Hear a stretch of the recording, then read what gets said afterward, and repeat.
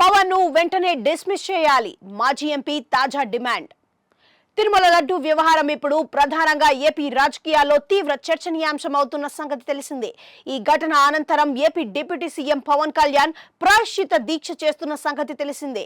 ఈ సందర్భంగా స్పందించిన ఆయన తిరుమల లడ్డు విషయంలో హిందువులంతా రోడ్లపైకి రావాలని పిలుపునిచ్చారు. సనాతన ధర్మాన్ని కాపాడుకోవాలని, దాన్ని కాపాడటానికి అవసరమైతే ప్రాణాలు ఇవ్వడానికి కూడా తాను సిద్ధంగా ఉన్నట్లు పవన్ కళ్యాణ్ వివరించారు. ఈ నేపథ్యంలోనే ఇలాంటి ఘటనలు జరిగినప్పుడు పవన్ హిందువులంతా రోడ్లపైకి రావాలన్నట్లుగా పవన్ వ్యాఖ్యానించారు. దీంతో ఈ వ్యాఖ్యలను పూర్తిగా తప్పుపడుతూ పవన్ ని డిస్మిస్ చేయాలని కోరుతున్నారు మాజీ ఎంపీ. అవును, తిరుమల లడ్డు విషయంలో హిందువులంతా రోడ్లపైకి రావాలన్న పవన్ కళ్యాణ్ వ్యాఖ్యలు సరికాదని, అవి పూర్తిగా రెచ్చగొట్టేలా ఉన్నాయంటూ మండిపడ్డారు మాజీ ఎంపీ జీవి హర్షకుమార్. తాజాగా మాట్లాడిన ఆయన ఉప ముఖ్యమంత్రి హోదాలో ఉండి ఇలా రెచ్చగొట్టే తరహా వ్యాఖ్యలు చేస్తే వెంటనే అతనిని డిస్మిస్ చేయాలని హర్షకుమార్ అన్నారు. ఇదే సమయంలో పవన్ కళ్యాణ్ పెద్ద భజనదారుడు అయిపోయాడని అన్నారు.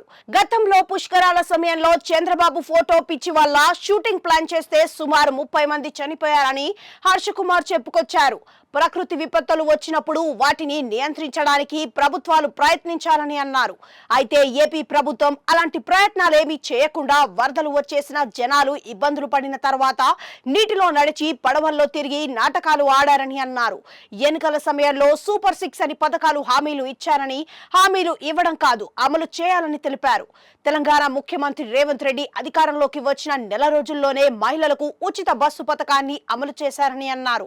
అదే ప్రామిస్ చేసిన కూటమి ఎందుకు ఆ హామీని నెరవేర్చలేకపోతుంది?